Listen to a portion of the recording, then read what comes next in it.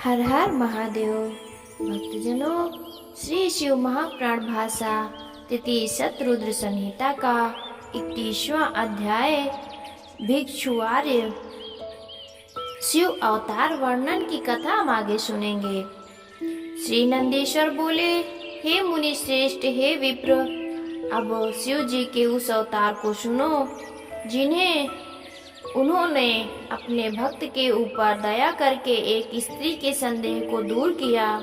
विदर्भ नगर में एक सत्यरथ नाम का राजा था, जिसने शिव धर्म सेवन करते हुए अपना बहुत सा समय व्यतीत किया। एक समय उसके नगर में बहुत से शत्रुओं ने आक्रमण कर दिया, जिसमें सत्यरथ ने उन सबसे बड़ा युद्ध किया, परंतु विजयी ना हुआ और शत्रुओं ने जंघा तोड़कर उसे मार डाला। उसकी पटरानी गर्भवती थी। जब उसने देखा कि शत्रुओं ने उसे घेर लिया है, तो वो लुक छिप कर नगर से बाहर चली गई और शिव जी का स्मरण करते हुए बहुत दूर पूर्व दिशा में जाकर एक सरोवर के निकट एक सघन बट वृक्ष के नीचे अपना आश्रय किया। वहां उसे सब लक्षण संपन्न एक दिव्य बालक उत्पन्न हुआ। जब उस बालक की माता रानी सरोवर में जल पीने गई, तो उसे घड़ियाल ने पकड़ लिया। सगाजात बालक भूख प्यास से पीड़ित और माता पिता से हीन दशा में बहुत रोने लगा। यह देख शिव जी को बहुत दया आई। उन्होंने एक भिखारन ब्राह्मणी को उधर प्रेरित कर दिया। वो अपनी गोद में अपना एक छोटा सा बालक लिए उधर आ निकली और उसे माता पिता से हीन रोते बालक को देखा। उसे बड़ा आश्चर्य हुआ। वो निधि विडंबना पर खेद प्रकट करती हुई ब्राह्मणी उसके पास जा पहुंची। देखा तो अभी तक उस शिशु की नाल भी नहीं कटी थी और वह वहां अकेले ही पड़ा रो रहा था, परंतु बड़ा ही तेजस्वी था। भिक्षुड़ी को दया आई। उसने उसे उठाकर पालन करना चाहा, परंतु अधिकार बिना उसका मन आगा पीछा करने लगा। दैव की प्रबलता, वो किससे उसका जन्म पूछे। उसका जानने वाला तो वहाँ कोई था ही नहीं। नंदीश्वर कहते हैं कि इस प्रकार चिंता करती हुई उस ब्राह्मणी पर शिव जी की बड़ी दया की और महान लीलाधारी भक्तों के सब प्रकार के सुखदाता उपाधि रहित महेश्वर शिव जी स्वयं भिक्षुक का रूप धारण कर सहसा वहां जा पहुँचे और उस ब्राह्मणी से बोले, हे विप्रभामिने, अपने चित्त में संदेह और खेद ना करो और इस पवित्र बालक को अपने पुत्र के समान जानकर इसका पालन करो। ब्राह्मणी ने प्रसन्न होकर कहा, धन्य है आप जो इस समय आकर मुझे ऐसा कह रहे हैं। मैं तो इसका पालन करना ही चाहती थी, परंतु शंकावश आगा पीछा कर रही थी। इसमें संदेह नहीं कि इस समय बड़े भाग्य से आप यहाँ आ गए। मैं आपसे ये जानना चाहती हूँ कि अंत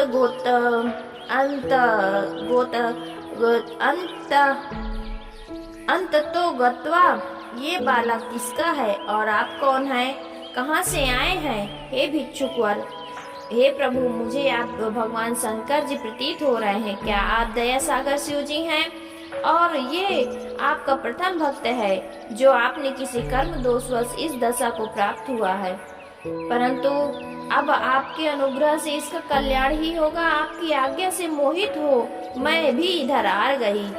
अब मैं अवश्य ही इसकी रक्षा करूंगी। इस प्रकार शिव दर्शन से विज्ञान प्राप्त करने वाली भिक्षुणी से भिक्षुवर शंकर जी बोले, हे अनघे, मैं जानता हूँ ये शिव भक्त विदर्भ नरेश सत्यरथ का पुत्र है। इसका पिता युद्ध में शाल्व शत्रुओं द्वारा मार डाला गया है। इसकी स्त्री घर से निकल वहां से भाग आई थी और इस वन में आकर उसने इस पुत्र को जन्म दिया है। और ज्यों ही ये उत्पन्न हुआ त्यों ही इसकी माता प्यास से व्याकुल हो उस सरोवर में जल पीने गई, तो वहां उससे नक्र ने पकड़ लिया। इस प्रकार शिव जी द्वारा इसकी उत्पत्ति सुन ब्राह्मणी बड़ी विस्मित हुई। उसने पूछा, इस बालक का पिता शत्रुओं से क्यों मारा गया तथा इसकी माता को नक्र ने क्यों पकड़ लिया। तब भिक्षुक ने कहा, इसका पिता विदर्भ राज पहले जन्म में राजा पांडु हुआ, जिसने सदैव धर्म पालन किया। एक समय जब वो राजा शिवाचना में तल्लीन था, तब सहसा कुछ शत्रुओं के आक्रमण का समाचार पाकर उसके मंत्रीगण अपने सामंतों सहित राजा को सूचना देने पहुंचे। तो राजा ने समझा कि ये शत्रु ही यहाँ आ गए हैं। अंततः उसने शिव पूजा को त्याग तक्षण वहां से उन मंत्री आदि सबका सिर कटवा लिया। उसकी बुद्धि का भ्रम था, जो अपना शिव पूजन समाप्त किए बिना ही वो सब कार्य किया, उस पे पाप चढ़ा। उसने शिव जी की पूजा समाप्त किए बिना ही रात्रि में भोजन कर लिया, जिसके फलस्वरूप जब वो शिव व्रती फिर विदर्भ नगर में जन्मा तो शिव पूजा की समाप्त न करने से सुखों के मध्य में शत्रुओं द्वारा मारा गया।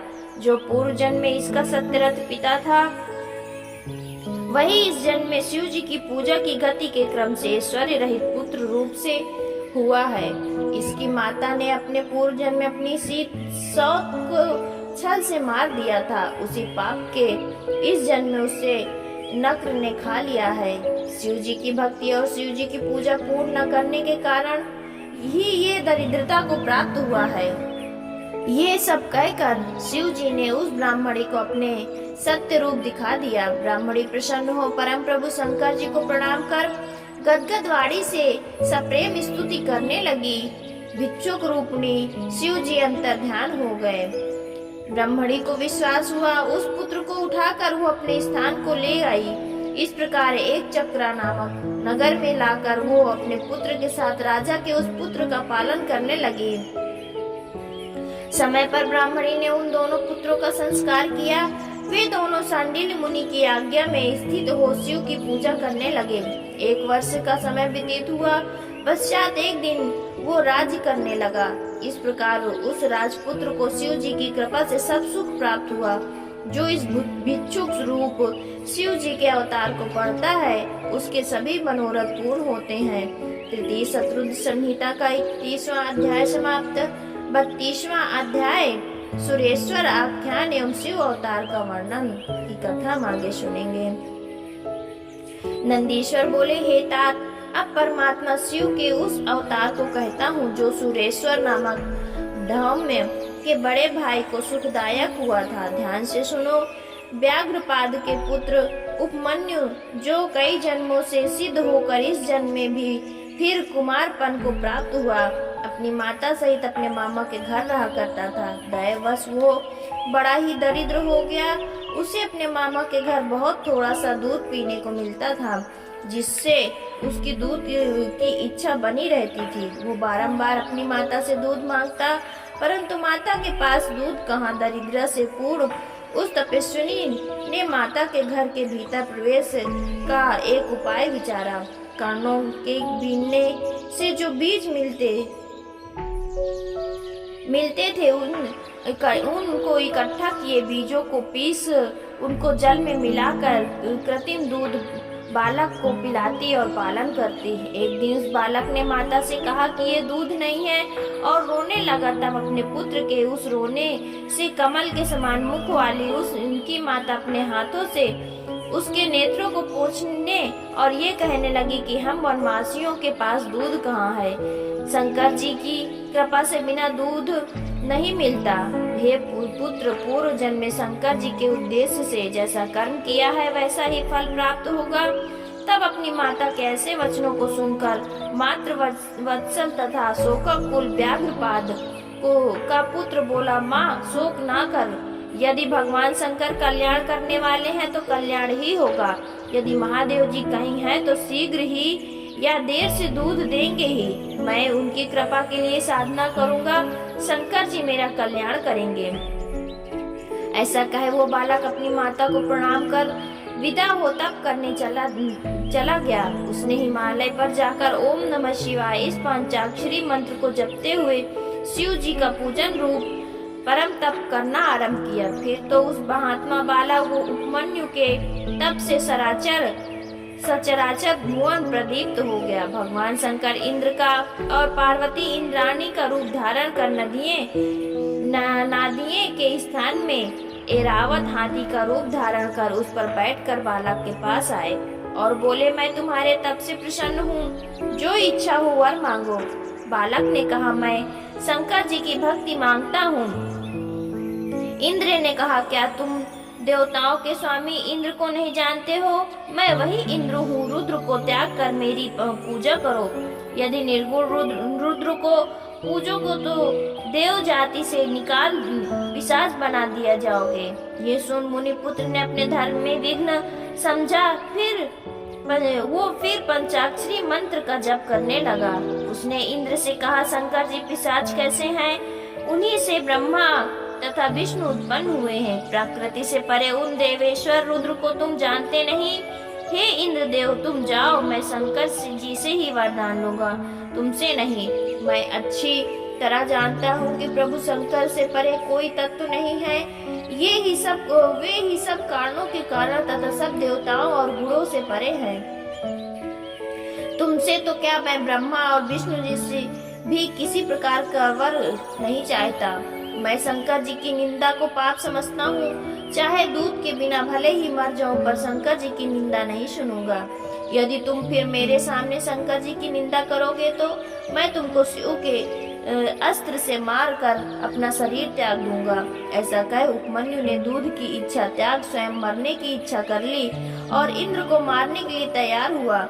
उसने भस्म उठाया, उसे अघोर मंत्र से अभिमंत्रित कर अपने इष्ट देव के युगल चरणों में ध्यान कर उसमें अग्नि स्थापित कर और इंद्र पर छोड़ दिया। परंतु वो इंद्र तो थे ही नहीं, वो तो साक्षात शंकर थे। शंकर ने तत्काल प्रत्यक्ष हो उस ब्राह्मण को दर्शन दिया और हजारों दूध के तथा दही के समुद्र तथा अन्य भक्ष्य और भोज्य पदार्थों के समूह से दिखाए और पार्वती सहित बैल पर बैठ गढ़ों सहित त्रिशूल आदि सुंदर अस्त्रों से शोभित अपना रूप दिखाया। आकाश में दुदुम्भी बजने लगी और फूलों की वर्षा हुई। ब्रह्मा विष्णु और इंद्रादि देवताओं ने दिशाएं व्याप्त हो गईं।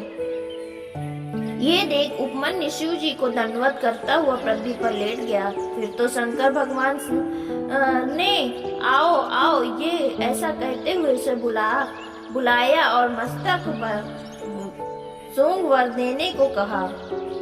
उपमन्यु ने भगवान शंकर जी की स्तुति की।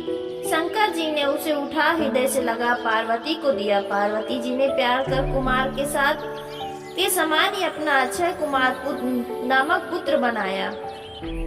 शिव जी के क्षीर सागर के समान स्वाद युक्त उसे एक अनेश्वर सागर दिया। महादेव और पार्वती जी ने उसे और भी बहुत से दिव्य वर दिए। उसने शिव जी की पराशक्ति मांगी, शिव जी ने पराभक्ति मांगी। शिव जी ने उसके मांगने के अनुसार अजर अमर और सर्वदा दुख से रहित अपनी भक्ति दी। उसे अक्षय गोत्र किया। साथ ही ये भी कहा कि तुम्हारे आश्रम के निकट सर्वदा स्थित रहा करूंगा। ऐसा कह पार्वती सहित शंकर जी वहां से अंतर्ध्यान हो गए। उपमन्यु शंकर जी द्वारा श्रेष्ठ वरों को प्राप्त कर अपनी माता के पास गया और सब समाचार कह सुनाया। वो समाचार सुन उसकी माता बड़ी हर्षित हुई। अब वही उपमन्यु सबका पूज्य बन गया। अब वो सारे सुखों का भागी हो गया। इसी प्रकार परमात्मा शिव सर्वदा सज्जनों को सुखदाई है। हे तात, ये सुरेश्वर नामक शिव का अवतार मैंने आपसे कहा, जो निष्पाप सर्वदायक यशदायक आयुवर्धक और सज्जनों को मुक्तिदायक है। इसे भक्ति पूर्वक सुनने वाला सब सुखों को भोग अंत में शिव गति को प्राप्त करता है। तृतीय शतरूप संहिता का 32वां अध्याय समाप्त। भक्तजनों, हर हर महादेव, हर हर महादेव।